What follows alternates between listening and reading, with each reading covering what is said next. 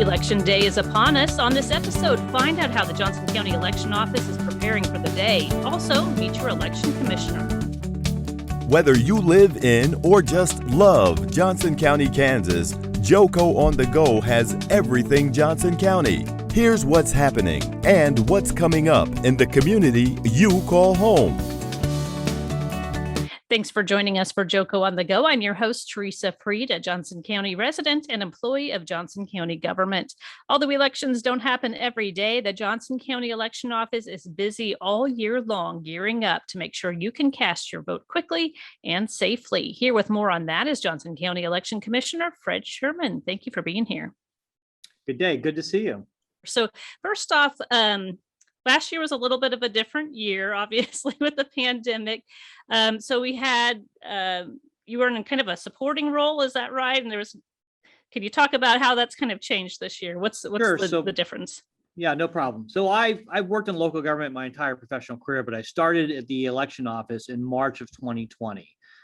Basically, the election commissioner position is an appointed position by the Secretary of State, and the current Secretary of State, Scott Schwab, didn't really want to put a rookie in charge of the election office in a presidential year. So she was able to convince Connie Schmidt, who was the prior election commissioner in Johnson County. Connie was the commissioner from about 1995 to 2005. And Connie agreed to come back to lead the office through the presidential campaign in 2020. And I was put in a really great, almost perfect situation that I basically served as our understudy to kind of learn the X's and O's of election administration through the presidential process election year.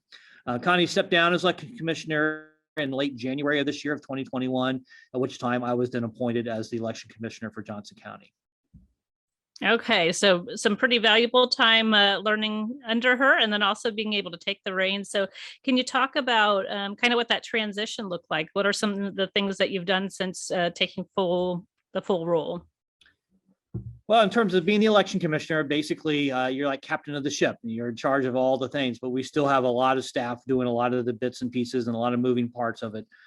This year in 2021, it's kind of the local elections. It's not necessarily the statewide or presidential election year, but it's when the municipalities, the school districts, and the other local jurisdictions of the taxing authorities have the opportunity to elect their board. So it tends to be a little bit of a lesser election, although it's still a lot of different moving parts and pieces. So the main focus this year has been gearing up, getting ready for this 2020 election cycle. We did have a number of races in August, so we did have a primary race, and about 60% of the county registered voters had an opportunity to vote in August. But here coming up on November 2nd, coming up on the election day, 100% of the county registered voters will have an opportunity to vote on some ballot measure. So most of the processes and work and oversight from what I've been working on has been getting ready to go for this November election. Okay, and so just for the primary, and then also for this election, what are you anticipating for turnout? So we are seeing a good interest this year, but traditionally in these odd years like 2021, 2019, 2017 or so, the participation rate is much less than a presidential year. Last year, we saw a lot of voter interest and a lot of participation, probably in the upper 70%. What we're looking at this year is probably going to be close between maybe 17 to 20% voter turnout. In 2017, it was a little over 17%. And again, in 2019, we're seeing signs already through the request by mail and also advance voting, which is taking place 8 days prior to the election day. We are seeing numbers greater this year than they were 2 and 4 years ago. So I'm going to predict maybe a 20% or a little greater turnout this go around. Okay, and so the pandemic impacted kind of the way people vote. And so are you seeing that trend continue? Are you seeing more of the advanced voting and the interest in the mail ballots? We are seeing a lot of advanced voting. 2020 was clearly a unique year with the pandemic and the stay-home order. In fact, when it went into effect in kind of April, May timeframe last year, we didn't even know if we could have polling sites. The stay-at-home order, we implemented some new equipment into the voting process, the DS200 scanner. There's one at every polling site, but that gives us the opportunity to use both the express vote ballots as well as traditional paper ballots. Last year in 2020, we obviously saw a big uptick in vote by mail. We saw generally about 3 times the number of vote by mail requests in the presidential year. How it's going to be this year, I can't tell you. It's going to be different. I think it is going to be a little higher than it has been pre-pandemic, but I do not see the quite the demand that we saw in 2020. But again, good people are still wanting to vote by mail. In Kansas, really since about 1996, voters have had really three options on how they can vote. They can vote in person on election day. They can vote in person at advanced voting sites, and we opened 8 locations on October 23rd for this election, or they can vote by mail. And to vote by mail, there's really kind of in Kansas no excuse. You don't have to have a specific reason, but you do have to make an application for each election. So the people that are requesting to vote by mail, and up to Tuesday, October 26th was the deadline to make a request to vote by mail. We are seeing a good number of people that made those requests this year, and they've had an opportunity to do so really since 1996 for over 25 years. And so for those who decide to come and vote in person, can you talk a little bit about the safety precautions, for the pandemic and otherwise that you guys are doing? So we're still operating much like we did in 2020. We will have a lot of the COVID-19 PPE and procedures in place. We have the sneeze guards in place. We will have masks available if voters want to wear a mask. All the election workers will be required to wear a mask. We still have hand sanitizers available. And we still implement what's called the touchless voting process, where we have the stylus and pens available, where a voter will be able to pick up those pens and use it throughout the voting process as they check in or either cast their ballot. The pen side on a traditional paper ballot, or there's a rubber tip end they can use to touch the touch screen device if they vote on a machine. So the touchless voting system process that we employed in 2020 is still into effect, and all the same protocols are put into place to ensure that it's a safe environment to vote for both the voters as well as the election workers. Okay. And again, just to be clear, people do not need to or have to wear a mask when they go to vote. That is not a requirement, but those masks will be available and those safety precautions will be available. That is correct. There is no, you do not have to wear a mask as a voter to cast a ballot in Kansas. Okay. Anything else people should know that they might need to bring with them? Well, what they not necessarily bring with them, but they probably need to have a good understanding of what they're voting on. There's a lot of different jurisdictionals having ballots, and where you live and where you register to vote is going to determine which contest measures are on your ballot. So there are actually 92 separate different contest races here in Johnson County, and not everyone's going to have 92 measures on their ballot. And these are all nonpartisan elections as well. So the candidates did not declare whether they're with a particular political party or not, and it's not listed on the ballot. So some voters have come in and wanted to see that political affiliation, and this particular races in this particular election is not an affiliated or partisan election. So voters can go on site through our website, look up a sample ballot before they go there to kind of research and see which particular races are on the ballot before they cast their vote on election day. And so that'll show them for their specific location, right? Correct. So every city or every municipality has some kind of contest or race. So if you live within a city here in Johnson County, that's going to be on there.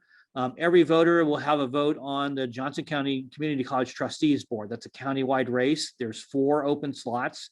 So voters will be able to vote for any 1, 2, 3, or 4 candidates. And there's also write-in slots if you want to write in candidates.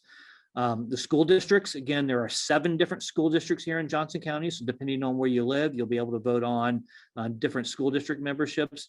And also we have Water One, which provides domestic water, has their board positions up. So if you are a Water One customer, you're also going to be providing or voting on their particular board measures.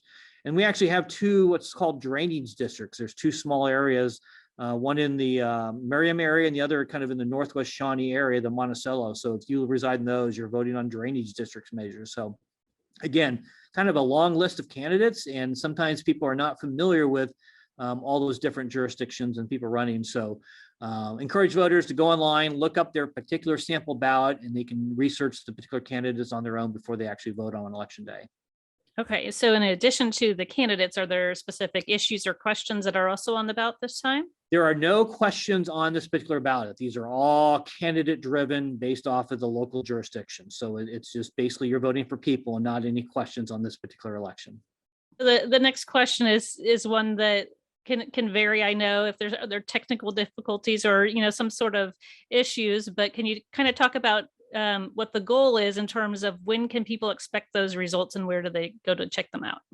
So when the results are released, and obviously on election night, we're striving to get those released as soon as possible. In fact, internally, we kind of actually Connie Schmidt set the goal and kind of the bar to go by as having the results done by 9 p.m. But in essence, with all different 3 methods of voting, people voting by mail, people voting in advance and in person, and election day, it does take quite a time and process to accumulate all those tabulations and put them together in the centralized system. So what will happen on election evening is a little bit after 7 p.m., after the last voter has voted in person, we will release some first results of the unofficial final results, and that will be reflective of all the advanced in-person votes that's been up to that point in time, as well as all the mail ballots we've processed at that point in time.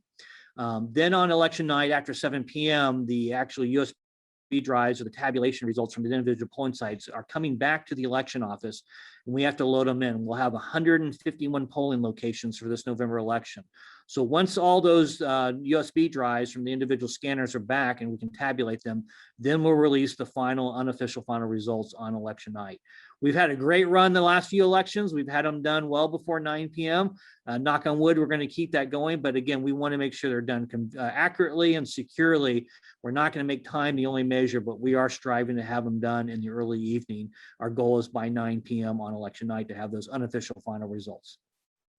All right, terrific. And so speaking of security, that's always a big issue and a big question for people. They want to make sure that their votes are counted properly. And we also want to protect the integrity of the entire system. So can you talk about sort of the measures that are in place to help with that? So security and the integrity elections done throughout the entire process, even well before election day. So we go through what's called a logic and accuracy process, where every piece of machinery that's being utilized on election day goes through a whole kind of diagnostics and testing system. And we actually create kind of a predetermined test election where we know the outcome. And we cast all the ballots and all these different pieces of equipment before they're deployed on election day to make sure the results of what we did on the test text match with what we anticipate it to be. So this logic and accuracy testing has already been done and basically tested in all the machines. And we do apply various different levels of security seals and checks and balances on the machines, because a lot of them are delivered to polling sites many days before the election day.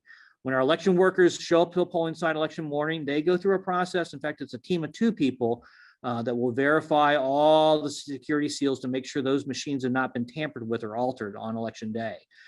As voters come in, we go through a check-in process where voters will show their ID. They verify verbally their name and address. They sign in on the electronic poll pad. And again, we go through and balance to make sure the number of voters that check in matches the number of ballots that's been cast. Here in Johnson County, we use kind of the mark, verify, scan process, where every voter is going to vote on a paper ballot, whether that's traditional paper ballot or the paper ballot that comes out of the express vote, the touchscreen machines. So a voter will first mark their ballot. Once they mark it, they will then be able to physically hold that paper ballot in their hand to verify their selections on it. And then they walk over to the DS200 scanner where they actually scan their ballot to actually cast their vote. So that mark, verify, scan process, again, is part of the security integrity of elections, where we have paper ballots for every ballot that's been cast here in Johnson County, including mail-in ballots. That's a great audit type of backup. So once we get through election day, we'll release the unofficial final results. Those mail-in ballots that have a postmark on election day, they can arrive through the U.S. postal systems up to 3 days after the election and still be added to the tally. So we're going to do another set of results on Wednesday, another set on Thursday, and then the final set of results on Friday. The election is not done or concluded until canvass. The canvass board is met. And the canvass board for this particular election is scheduled for November 9th. At that time, we'll present all the provisional ballots to the canvass board, and those that are to be counted will be opened up and tabulated, and then final results is presented to the canvass board. So that's done through the process. The other thing that's done after election day, but before canvass, is we will do a hand count audit. In Kansas, we do audit our elections. It's not the entire election, but there is a number of precincts that are randomly selected, as well as a number of races that are randomly selected. And we take a bipartisan team and we actually hand count the paper ballots and compare them to those election night unofficial final results. So again, the security and the integrity election is done for every election, not just presidential elections, but this election and future elections. We go through that logic and accuracy process. We train the workers. We use the voter verified paper audit trail through the mark, verify, scan process. We'll also do a hand count audit prior to canvass. A lot of things happening for elections to make sure we get an accurate and secure voting for all candidates here in Johnson County. Well, I'm sure our voters are happy to hear the extensive process for sure. The workers that you have, they are well trained, and a lot of them come back year after year because they just really value this responsibility and the community kind of nature of doing this work. So can you talk about what the prep is just to get them ready? So yeah, we're going to have over 1,000 different volunteers and workers helping us through various stages in the election process. Some of them have been working part-time in the election office to help us go through the logic and accuracy system as well as the testing. We deliver and deploy the equipment.